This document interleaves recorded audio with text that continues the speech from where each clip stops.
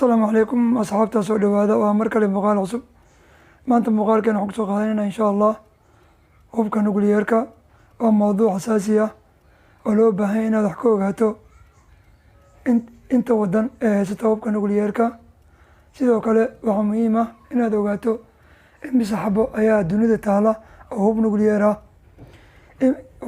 wadamada haysta hubkaas nukliyerka haddaba maadaama haddii aad maqasho hub nukliyer waxaa kugu soo dhacaya su-aalo fara badan oo ay ka mid yihiin muxuu yahay hubka nukliyerka yaa sameyn kara hubkan weligeen ma arki doonaa duni xor ka ah hubka nukliyerka kaga boga muuqaalkan dhammaystiran dhammaan su-aalahaasi jawaabahooda insha Allah.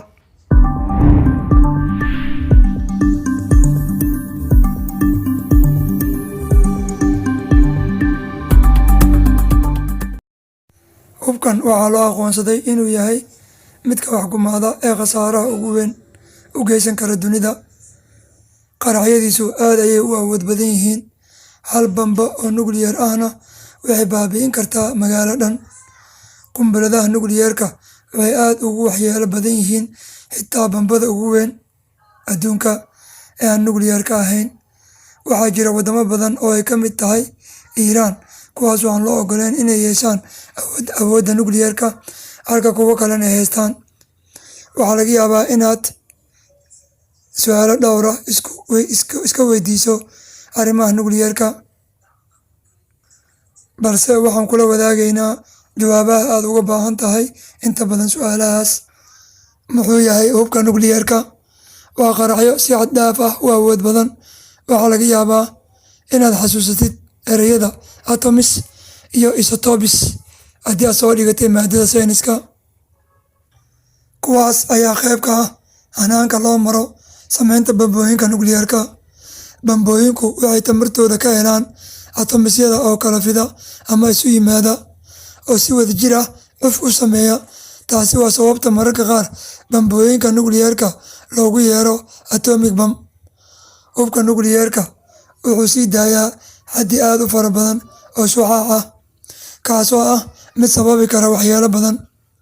sidaas darteedna saameyntoodu waxay sii jiri kartaa xitaa marka qarax dhaco kadib. hase ahaatee 2 jeer oo keliya ayaa la adeegsaday taariikhda dunida, waxaana lagu dhuftay waddanka Jabaan sanadkii 1945 xilligaas oo uu socday dagaalkii labaad ee adduunka. markaas waxay bambooyinkan sababeen musiibo weyn iyo khasaare nafeed oo laga xishoodo in tiradiisa la sheego. shucaaca ay ka dhashay bambadii lagu dhuftay magaalada Hiroshima wuxuu socday dhowr bilood wuxuuna dilay dad lagu qiyaasay 80,000 oo ruux. bambadii kale ee lagu dhuftay magaalada Nagasaki waxay iyaduna dishay in ka badan 70,000 oo qof. tan iyo xilligaas wixii ka dambeeyey nukliyerka weli looma adeegsanin dagaal kale.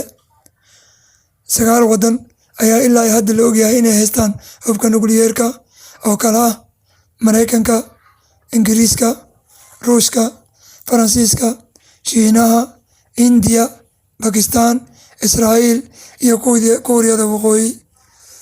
haddaba yaa sameyn kara hubkan? markii sida guud loo eego jawaabtu waa inuu sameyn karo qof kasta oo aqoon saynis u leh farsamada yaqaanana qalabkan heli karo. laakiin marka laga hadlayo in wadamada loo ogol yahay samaysashada hubkan iyo in kale, jawaabta su-aashan waxay qaadanaysaa sheeko dheer. waxaa jira wax loogu yeero is-afgaradka xakameynta hubka nukliyerka kaa oo afka qalaad loogu soo gaabiyo NPT, kaasoo ay heshiis looga gol leeyahay in looga hortago faafitaanka hubka nukliyerka iyo in laga qaado wadamada aan loo ogoleyn. tan iyo 1970kii 191 wadan oo ay ku jiraan Mareykanka, Ruushka, Ingiriiska, Faransiiska iyo Shiinaha ayaa saxiixay heshiiskaas ka hortagga nukliyerka. 5 wadan waxaa loogu yeeraa dowladaha ku hubeysan nukliyerka, waana loo ogol yahay inay haystaan hubkaas sababtoo ah waxay samaysteen oo ay tijaabiyeen ka hor intaan heshiiska NPT la dhaqangelin 1 bishii Janaayo sanadkii 1967. xitaa iyadoo dalalkan ay haystaan nukliyerka heshiiskana ay ka qayb yihiin, iyagoo qudhooda waxaa laga rabaa inay yareeyaan xaddigiisa mana loo ogola inay weligood iska haystaan. Israa'iil oo haysata hubka nukliyerka, Hindiya iyo Bakistaan midna qayb kama ah heshiiskaas mana aysan saxiixin. Kuuriyada Waqooyi waxay heshiiskaas ka baxday sanadkii 2003. Iiraan waxay barnaamijkeeda nukliyerka ka bilowday sanadkii 1950-meeyadii, markastana waxay ku adkeysanaysay in tamarta nukliyerka ee ay sameynayso ay tahay mid nabad ah. Laakiin waxaa jiray shaki laga qabay inay si qarsoodi ah u sameysanayso hubka nukliyerka. Arrintaasina waxay keentay in Golaha Ammaanka ee Qaramada Midoobay, Mareykanka iyo Midowga Yurub ay cunaqabateeno ku soo rogaan sanadkii 2010. Tani waxay keentay in sanadkii 2015 ay heshiis galaan Iiraan iyo wadamada kale ee quwadaha waaweyn, kaasoo Iiraan ku saxiixday heshiis dhigaya inay baabi'iso bacriminta nukliyerka si cunaqabateynta looga qaado. Laakiin madaxweynihii hore ee Mareykanka Donald Trump ayaa heshiiskaas cagta ku dhuftay bishii May ee sanadkii 2018. Haddana waxay dalalka reer Yurub ku eedeeyaan dalka Iiraan inaysan u hoggaansamin qodobadii heshiiskaas. Sidoo kale markii ay sanadkan cirkas ku shareereen xiisadaha u dhexeeya Mareykanka iyo Iiraan, madaxweynihii hore Trump ayaa wacd ku maray in Iiraan aan loo ogolaan doonin inay yeelato hubka nukliyerka inta uu isagu madaxweyne yahay.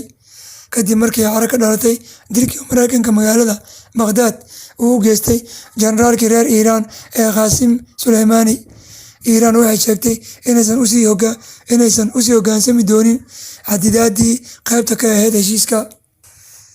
Balse su'aashu waxay tahay, weligeen ma arki doonaa dunia xor ka ah hubka nukliyerka? Sida aan soo sheegnay, waxaa mustaqbalka la damacsan yahay in hubka nukliyerka laga baabi'iyo guud ahaan dunida. Run ahaantii tirada bambooyinka nukliyerka ee dunida yaalay waxay gaarayeen 70,000 oo ay ahaayeen sanadkii 1986. Maantana waxay gaarayaan 14,000 oo bambo, oo waxaa ku dhacay dib u dhac markay yareeyeen wadamada haysta nukliyerka. Mareykanka, Ingiriiska iyo Ruushka waxay dhammaantood hoos u dhigeen xaddiga ay hubkaas ka haystaan. Laakiin waxaa la aaminsan yahay in Shiinaha, Bakistaan, Hindiya iyo Kuuriyada Waqooyi ay sameysanayaan bambooyin dheeraad ah, sida uu sheegay ururka saynisyahanada Mareykanka. Bishii Juulaay ee sanadkii 2017 waxay u muuqatay in dunidu ay hal tallaabo hore u qaaday sidii looga xoroobi lahaa hubka nukliyerka. Kadib markii ay in ka badan 100 wadan saxiixeen qaraar ka soo baxay Qaramada Midoobay oo dhigayay in si wadajir ah loo baabi'iyo hubkaas loona mamnuuco. Laakiin dalalka ku hubeysan nukliyerka ee kala ah Mareykanka, Ingiriiska, Faransiiska iyo Ruushka ayaa hor joogsaday hirgelinta qaraarkaas. Ingiriiska iyo Mareykanka waxay sheegeen in qaraarkaas uusan damaanad qaadi karin amniga dunida, maadaama nukliyerka uu udub dhexaad u ahaa ilaalinta nabadgelyada caalamka muddo ka badan 70 sano. Halka dalalka Mareykanka iyo Ingiriiska ay yareynayaan bambooyinka ku jira baqaaradooda hubka nukliyerka, haddana khubaro ayaa sheegaya inay sii xoojinayaan awoodda bambooyinkaas ay leeyihiin. Ingiriiska ayaa sii casriyeynaya nidaamkiisa hubka nukliyerka. Mareykankana waxaa laga yaabaa inuu lacag dhan 1 trilyan u adeegsado sidii uu u kordhin lahaa awoodda nukliyerkiisa ilaa sanadka 2040. Kuuriyada Waqooyi waxay sii wadaa tijaabinta iyo horumarinta barnaamijkeeda nukliyerka, iyadoo gantaalo riday xilli aad u dhow oo ah bishii Oktoobar 2019.